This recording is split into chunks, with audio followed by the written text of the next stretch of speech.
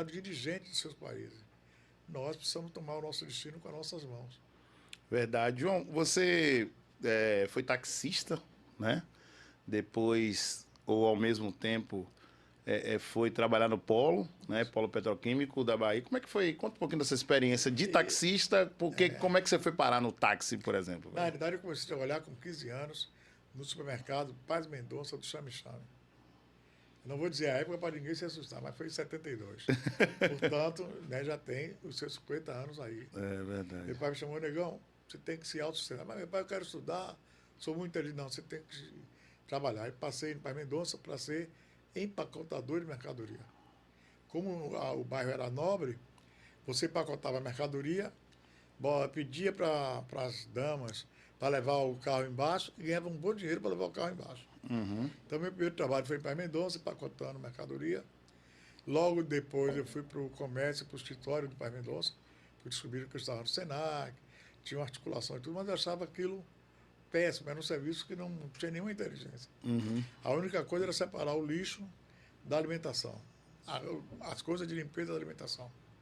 Depois dali, eu fui para o Polo Petroquímico, passei em 75 para Melamina Ruta para ser operador. Fez o curso da Petrobras, na escola técnica, fiquei 11 anos no Polo. Nesses 11 anos eu comprei um táxi TX 41, 7143. Era um fusquinha amarelo, sem aquele banco da frente, e passei também no vestibular da Católica. Então eu estava no Polo trabalhando, tinha aula pela manhã na Católica e tinha que rodar na praça. Empreendedor total. Era um caos, mas... E daí eu saí do Polo, eu vim para a prefeitura, fui diretor da Fundação Gregório de Matos, depois eu fui ser bolsista da Choca, e nesse inteirinho eu envolvi no Carnaval, primeiro no Ilê, 79, depois em 83 no Volodum. Uhum. Estou no Carnaval há 42 anos. Só. É. E lá nesse período do Polo já tinha a questão da militância e Sim, tal? Quando eu fui contratado na Melamina Ultra, em 75, eu entrei no dia 18 de dezembro de 1975. Havia tido uma grande prisão no Polo pelo regime militar. Então eles foram pegar no Central, na Escola Técnica, operadores para ocupar o lugar dos operadores que foram presos. Então, de 75 a 78, eu tinha um compromisso com meu pai de que não ia fazer militância sindical, já que meu pai tinha sido um grande militante sindical.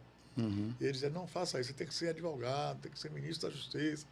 Uhum. E não queria nem que eu trabalhasse no Polo, por causa da história da Petrobras. Eu fiquei fazendo as coisas, mas sem uma atuação sindical. Em 78, meu pai morreu, em 5 de julho de 78, eu, no dia seguinte, me filiei ao Sindiquímica. E fui um dos grandes atuadores. Tinha um cara lá, Nelson Bahia, que era um negão da parte de mecânica, que era o nosso líder. Ganhamos a eleição do Sindiquímica 2 vezes contra Jacques Wagner. Uhum. E fiz parte da primeira greve que parou a Melamina Ultra em 1982. Claro que eu seria demitido, né? Eu era jovem, escrevia jornal, botava pela frente tudo quanto era lugar. Estava na cultura, primeiro no Bloco Apache, Tororó, depois no Ilê e depois no Olodum. Então, dali... Mas isso era mais uma militância sindical, né? Mas que o racial vinha... O racial vinha da consciência do meu pai, de minha mãe, da família de negros, São Gonçalo dos Campos. E ao mesmo tempo, assim, havia uma promessa, olha, você tem que fazer melhor do que qualquer um homem branco. Tem que fazer 2 vezes mais. Não perca, ganhe, vença, tenha conhecimento. Eu aprendi a ler o Jornal à Tarde com 4 anos e pouco. Uhum. E eu esperava meu pai terminar de ler o jornal para eu ler sobre morte, futebol, lia o jornal de frente para trás. O Jornal à Tarde chegava à tarde, era vespertino. Uhum. E 4 anos comecei a ler, meu pai comprou uma coleção para a gente. O Mundo das Crianças, uma coleção fantástica. Mas era uma coleção toda baseada em heróis europeus. Uhum. Ivan Robin Hood. Rapunzel, Robin Hood. Tá. E meus primos que vinham do interior falavam num tom, numa linguagem que era impressionante. Hoje eu acho que eles falavam como se fosse um povo africano falando. Ei, João. Ele dizia, meu pai, o que é que minha tia Constância falando com o senhor? Só vocês entendem. Meio vovô, né? Antigamente, né? Olha, muito...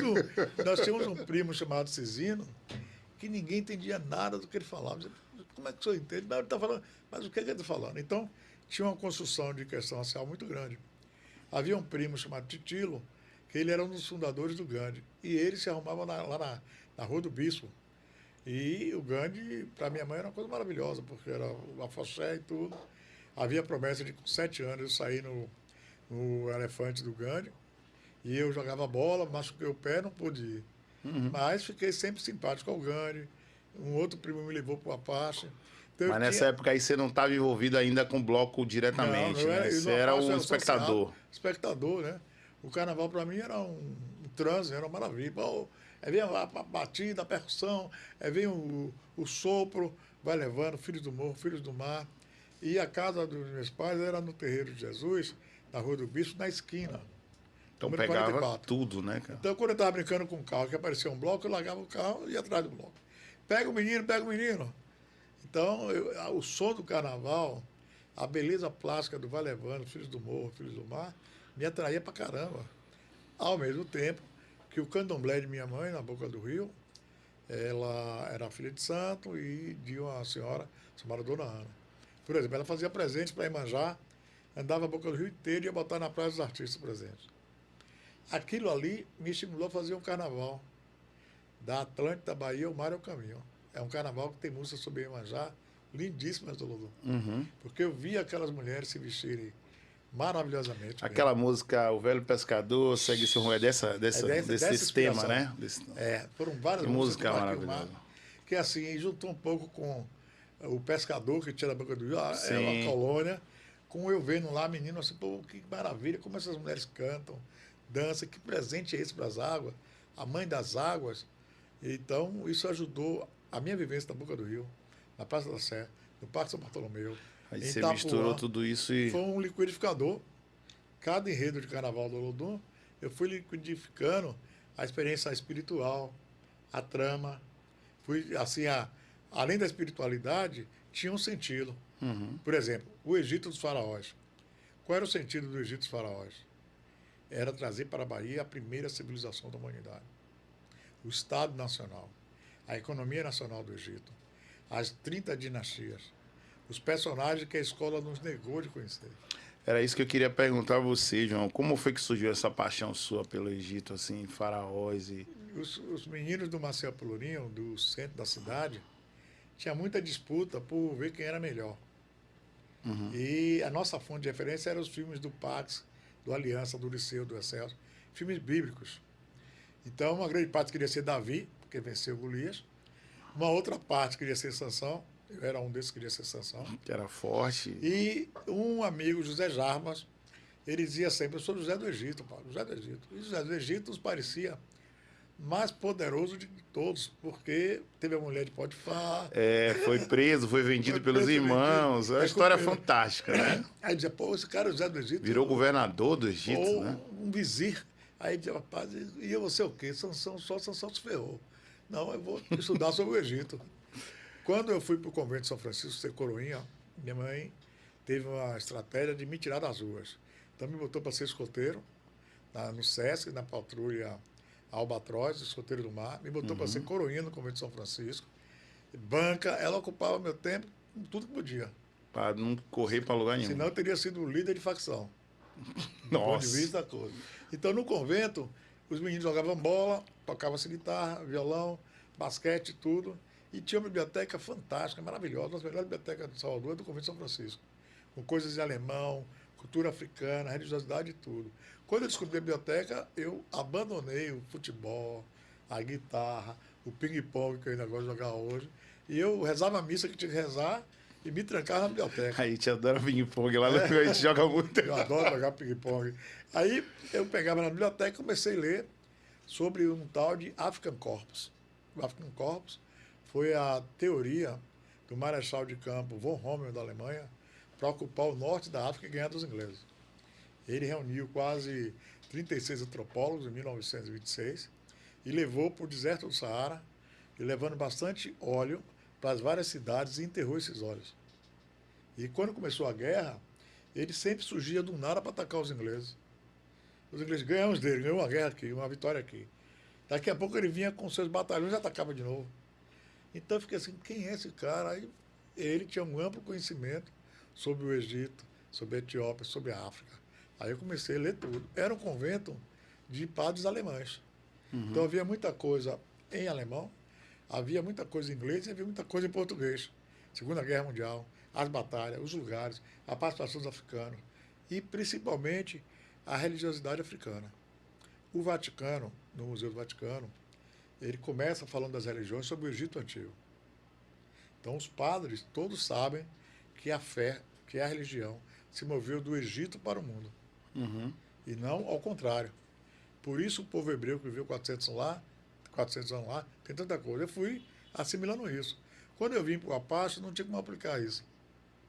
No Ilê, não teve tempo de aplicar isso. Porque o Ilê foi Camarões, foi Gana, Sim. Mali, temas que eu ajudei, com o conhecimento que tinha na época, de ajustar.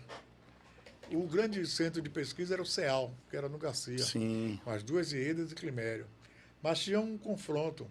O material que eles tinham era do mundo colonial. Por exemplo, o Zimbábue era chamado de Rodésia. Eu quero um livro sobre o Zimbábue, não tinha, tinha Rodésia. E já havia a música de Bob Marley sobre o Zimbábue. Então eu procurei me juntar com pessoas de Portugal, que tinha havido a Revolução dos Cravos, e tinha muita coisa sobre a África contemporânea e a África antiga. José Pizerbo, Sheikh Anta Diop, livros da esquerda africana, Almica Cabral. Aí eu fui trazendo tudo isso. Patrício Lumumba. Kwame Nkrumah, Sim, África deve se unir, Nkrumah. Malcolm X. E aí juntei tudo isso. Marcos Garvey. Marcos Garvey. No Olodum a gente fez Tanzânia, Júlio Nyerere, um pan-africanista. Fez Moçambique, Samora Machel. Radicalizando, fizemos Cuba, um país afro-latino-americano. Fomos vice-campeão. E aí, o tema que seria os 10 anos, o Egito Faraóide trouxe logo para arrebentar.